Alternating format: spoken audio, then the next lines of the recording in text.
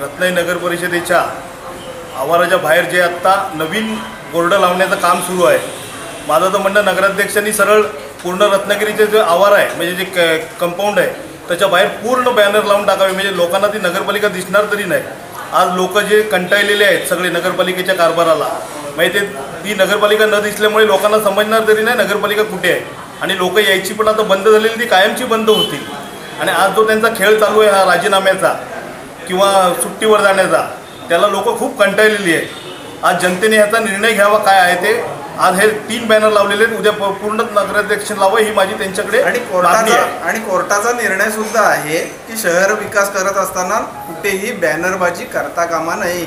आज चिपळूण नगरपालिका सुद्धा या बॅनर हटाव मोहीममध्ये सामील झालेली आहे। तर रत्नागिरीकडे हे विदारक दृश्य आहे की ठिकठिकाणी स्वमालकीचे आता बॅनर लागले जातात आणि त्याला रत्नागिरी नगर परिषद धडधडीत पाठिंबा देऊन त्यांना परवानग्या देते।